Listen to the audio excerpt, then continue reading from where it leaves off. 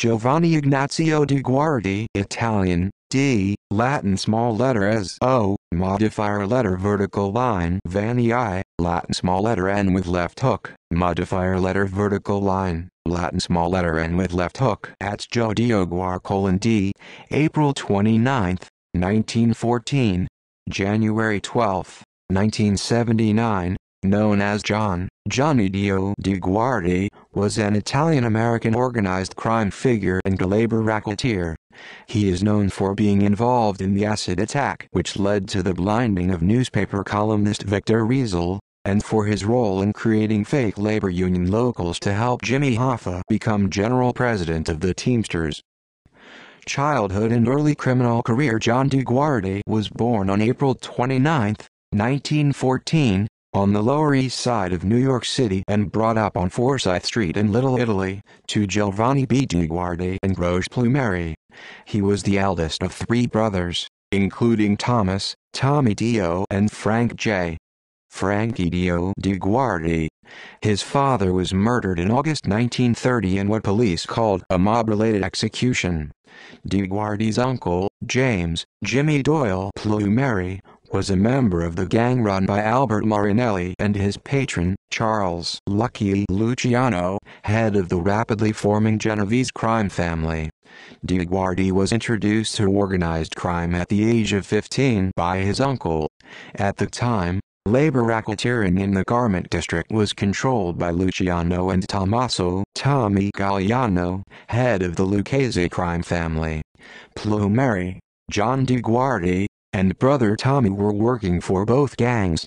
He also associated with hitmen and labor racketeers Louis Lepke Buchalter and Jacob Goro Shapiro. With Plumeri and another gangster, Dominic Didado, DiGuardi established and ran a protection racket in New York City's garment district. He was arrested several times between 1926 and 1937, but never brought to trial. For a time in 1934, DiGuardi was executive secretary of the Allied Truckmen's Mutual Association, an employer association, and represented the employers during a strike by 1,150 Teamsters in September 1934. In March 1937, DiGuardi was arrested on charges of extortion, conspiracy, and racketeering. He pleaded guilty and received a 3-year prison term in Sing Sing. After his release from prison, DiGuardi moved to Allentown, Pennsylvania, where he established a dress manufacturing plant. He later sold the plant, taking an $11,200 bribe to ensure that it remained non-union before he sold it, and set up a dress wholesaler operation in New York City. DiGuardi also dabbled in stock investing, real estate, and trucking. DiGuardi later returned to New York to live again on Forsyth Street. He married the former anchor Steck, and had 2 sons, Philip and Dominic, and a daughter, Rosemary, who died. Philip, Fat Philly, later was a soldier in the Colombo crime family. Dominic became a soldier in the Lucchese family. Labor racketeering. In the 1950s. In 1950, DiGuardi returned to labor racketeering.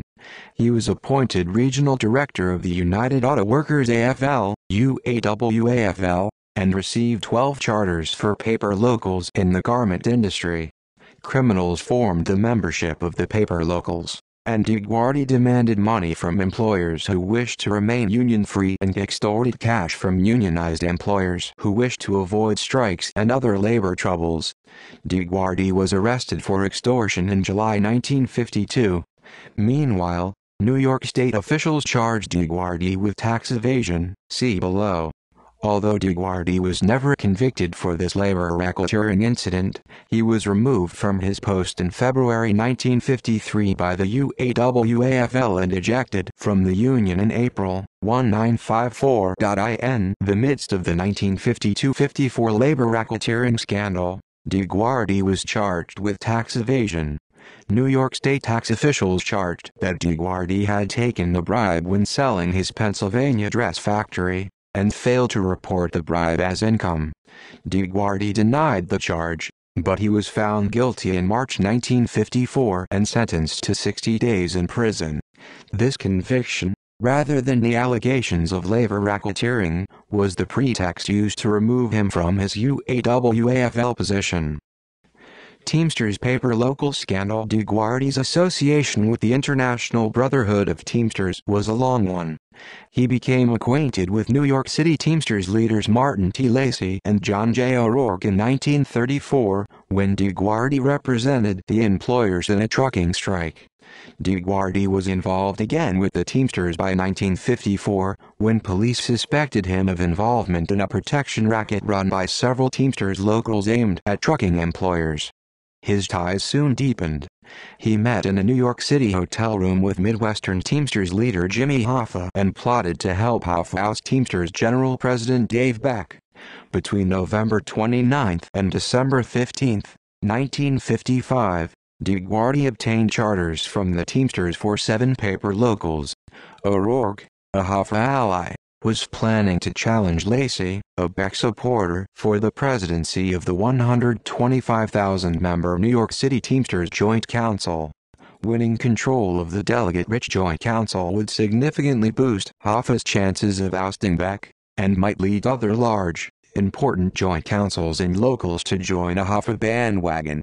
O'Rourke fought to have the Dio locals admitted to the Joint Council, and a major political battle broke out in the International Union over admitting the new unions. After a deadlocked election, the seating of the Dio locals, the unseating of the Dio locals, a grand jury investigation, several rulings by President Beck, and a successful lawsuit by Lacy, Lacy withdrew from his re-election bid and O'Rourke was elected president of the Joint Council. Although more paper locals established by DeGuardi petitioned for membership in the Joint Council, the Teamsters dismantled nearly all the Dio locals by mid-1959. McClellan Committee revelations. Beginning in 1955, the Permanent Subcommittee on Investigations of the U.S. Senate Committee on Government Operations began holding hearings into labor racketeering. Senator John L. McClellan, chair of the committee and chair of the subcommittee, hired Robert F. Kennedy as the subcommittee's chief counsel and investigator. DeGuardi became an object of the subcommittee's inquiries in March 1956. Initially, the subcommittee limited its investigation to the Dio Locals scandal. On January 30, 1957, the United States Senate created the Select Committee on Improper Activities in Labor and Management. The Select Committee was directed to study the extent of criminal or other improper practices in the field of labor management relations or in groups of employees or employers. Membership was derived from the 2 standing committees, the Committee on Government Operations and the Committee on Labor and Public Welfare. The Select Committee continued to focus on DeGuardi's activities. In February 1957, the Select Committee released Federal Bureau of Investigation wiretaps which showed Hoffa and DeGuardi allegedly discussing the establishment of a paper local to organize New York City's 30,000 taxi cab drivers and then use the charter as a means of extorting money from a wide variety of employers. Testifying before the Select Committee, Hoffa claimed that the tapes only showed that he wanted the best organizer in the city to work on the taxi organizing campaign, and that he could not have engaged in conspiracy because DeGuardi was not a member of the Teamsters Union.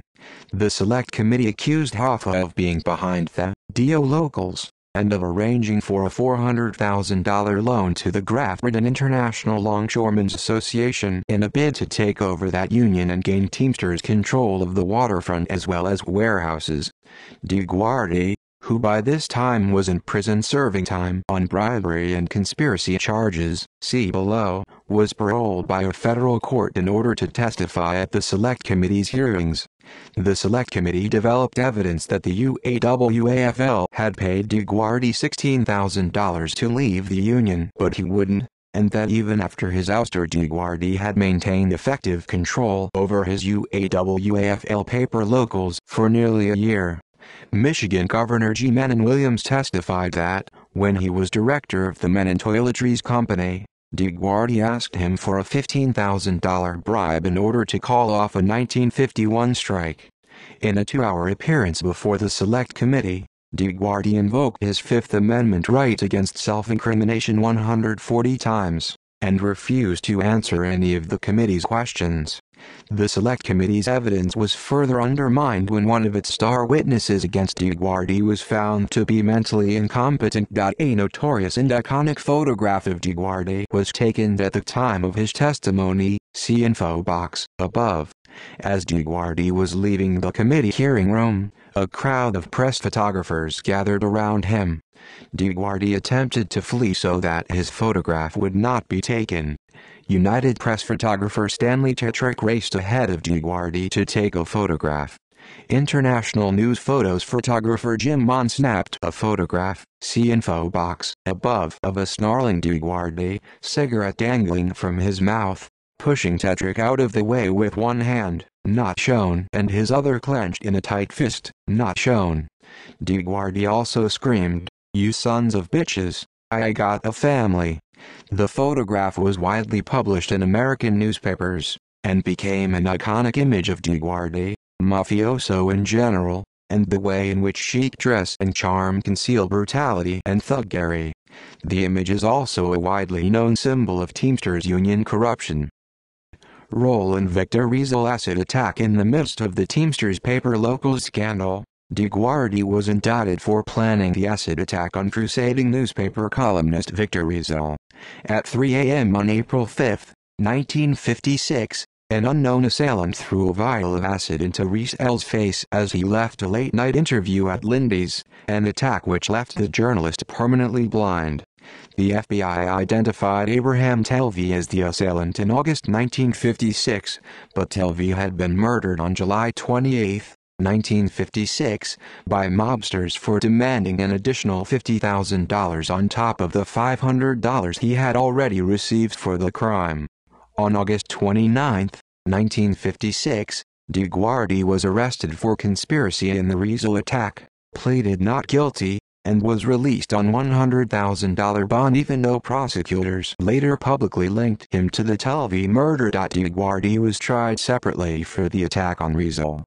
Joseph Carlino, the DeGuardi associate who had hired Telvey to attack Rizal, pleaded guilty on October 22, and prosecutors severed DeGuardi's trial from the others.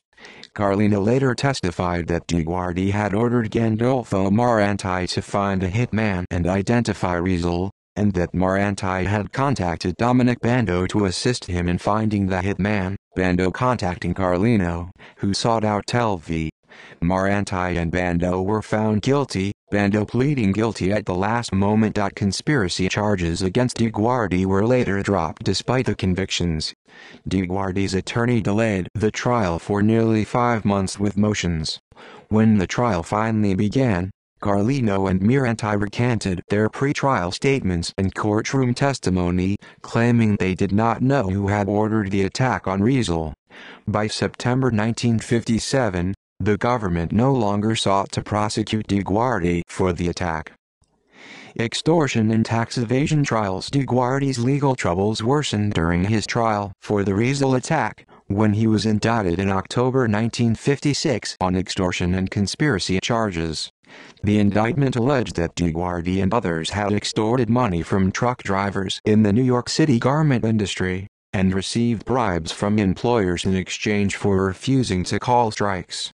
DeGuardi's trial was due to begin in January 1957, but key government witnesses either refused to testify or recanted earlier statements implicating Dio in the labor rackets. DeGuardi sought lengthy delays once again prior to his trial, but the court refused to permit them and empaneled a special jury to try him. DeGuardi's bond was revoked in June 1957, and his trial resumed. DeGuardi was convicted of extortion in July 1957.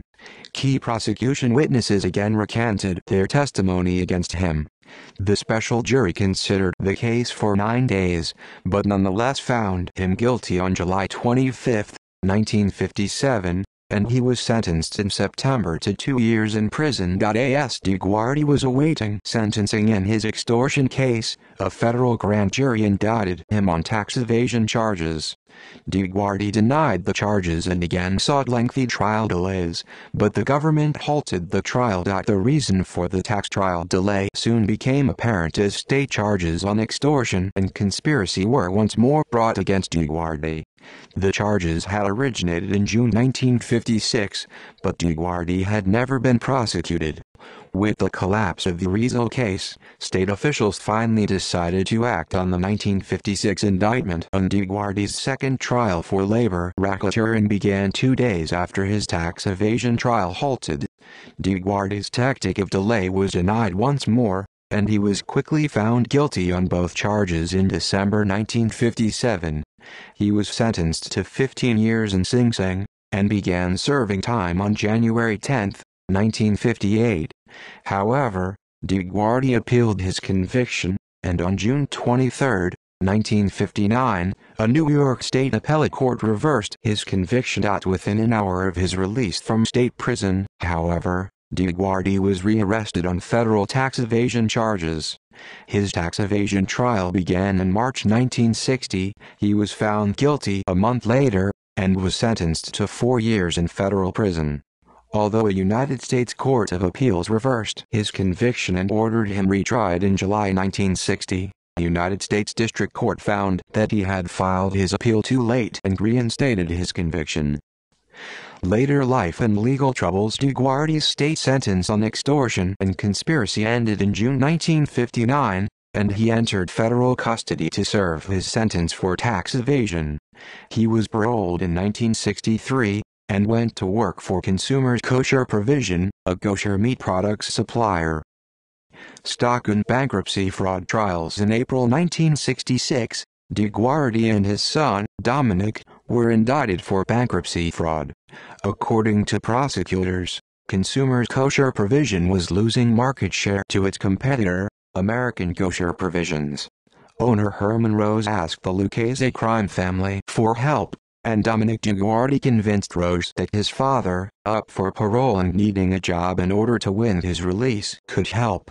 Rose died in July 1964, and soon DiGuardi and the Genovese crime family, in control of American Kosher, agreed to merge the two companies.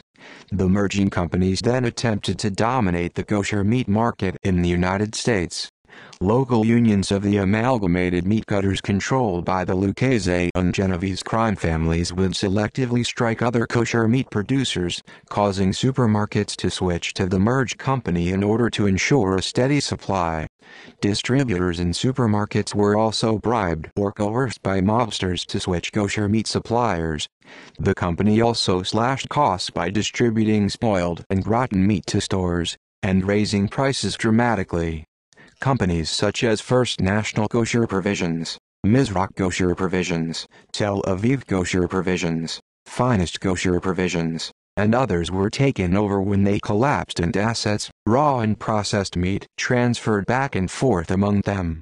Thomas Plumeri, Jimmy Doyle, Plumeri's son and DiGuardi's nephew, was named Consumers Kosher's president, and Dominic DiGuardi the company's vice president. Consumers Kosher filed for bankruptcy in January 1965, and DiGuardi, who is not part of the management team, ordered his son and Plumeri to sell more than $33,000 in raw and processed meat assets and disperse the money received to DiGuardi and other mob associates. DiGuardi was convicted on November 10, 1967, and received a 5-year prison sentence. He appealed his conviction, but his appeal was denied and he began serving his prison term in October 1970. While DiGuardi's appeal on his bankruptcy fraud conviction was pending, he was indicted for securities fraud. According to prosecutors, DiGuardi and Anthony DiLorenzo, heir apparent to the Genovese crime family, conspired to purchase 28,000 shares of Belmont Franchising Corporation, a substantially worthless over-the-counter stock. DiGuardi, DiLorenzo and others opened accounts at numerous brokerages under false names, and purchased shares of Belmont from themselves and from each account in an attempt to inflate the price. They agreed to sell the stock to other investors, and then share the proceeds, estimated at $1 million, among themselves. Lucchese crime family member Michael Hellerman, who was part of the conspiracy, turned state's evidence and entered the federal witness protection program. At trial, DeGuardi was not only accused of running the stock fraud scheme but also of beating the original owner of the shares in order to get him to sell the securities to DeGuardi for just pennies. Midway through the trial, a high-level aide to Senator Hiram Fong, R. Hawaii, pleaded guilty to charges he had attempted to quash the federal government's inquiry into the case. DeGuardi's defense attorney argued that Hellerman, the government's chief witness, could not be believed, and the jury agreed, finding DeGuardi not guilty on July 12, 1972. Within a year, however, DeGuardi was indicted again for stock fraud. Dio had just recently finished serving his 5-year sentence for bankruptcy fraud. Prosecutors alleged that DeGuardi had conspired with Lucchese crime family boss Carmine Tramonti, Vincenzo Vinny Alloy, Michael Hellerman, and others to float $300,000 in fake stock in Outdoor Service Leasing Corporation, a luxury car leasing company which did extensive business with organized crime figures. Under the scheme, prosecutors said, DeGuardi and the others bribed securities dealers to sell the stock and then pocketed the money paid by investors. This time, the jury did not believe the defense's description of Hellerman's character, and DeGuardi was convicted and given sentences of 10 years and 9 years in prison, to run concurrently.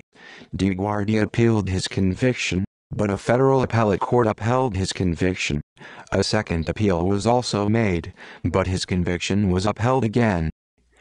DeGuardi was briefly paroled 3 times in order to testify about labor racketeering. The first occasion was in early 1958, when he testified before a special New York State grand jury investigating labor racketeering. The second time was in December 1967, when he testified extensively before the New York State Investigation Commission regarding labor racketeering, theft, sabotage, and assault at John F. Kennedy International Airport. He testified again before another New York State Commission in May 1968. DeGuardi's last years were spent incarcerated at Lewisburg Federal Penitentiary. His cell was on Mobsters Row, a series of cells on the same level and wing of the prison where a number of famous and important organized crime figures, including Anthony Lauria, Henry Hill and Paul Vario, were serving time. Dio became well known for being able to get better prison work assignments for other incarcerated mobsters. DeGuardi was increasingly in ill health in the 1970s. He had applied for parole during his stock fraud trial, arguing that his poor physical condition made prison cruel and unusual punishment, but his parole request was denied. DeGuardi appealed the decision of the parole board, but a federal appellate court upheld the parole board's decision in August 1978. DeGuardi's health became precarious. A few weeks before his death, he was moved from the federal prison to a local hospital. DeGuardi died in the hospital on January 12, 1979. He was survived by his wife, Anne, his son, Dominic, and his daughter, Rosemary DeGuardi Lester. In popular culture, actor Frank Pellegrino portrayed Johnny Dio in the 1990 film Goodfellas. Dio was portrayed in the 1994 television movie Getting Gotti by actor Reno Romano. Johnny Dio is the basis for Lee Jacobs' character, Johnny Friendly, in the film On the Waterfront. Singer Ronnie James Dio, born Ronald James Padavona, adopted the last name Dio after Johnny Dio. The JoJo's Bizarre Adventure character Dio Brando takes his name from Ronnie James. Archival film footage of Dio is included in the documentary film I Do Kennedy, Two Kennedys. References. Further reading: Vito, Carlo. The Encyclopedia of International Organized Crime. New York. Facts on File Incorporated, 2005. ISBN 0-8160-4848-7. Hilty, James W. Robert Kennedy, Brother Protector. Philadelphia, Temple University Press. 2000. ISBN 1-56639-766-9. Kelly, Robert J. Encyclopedia of Organized Crime in the United States. Westport, Conn. Greenwood Press, 2000. ISBN 0-313-30653-2. Maldi, Dan Eaglehoff. The Wars. New York, SPI Books, 1992. ISBN 1-56171-200-0. Sifakis, Carl. The Encyclopedia of American Crime. New York, Facts on File Incorporated, 2005. ISBN 0-8160-4040-0. External links. Lucchese Crime Family Epic. Descent into Darkness. Part 2. Johnny Dio at the Crime Library. Johnny Dio at Find a Grave.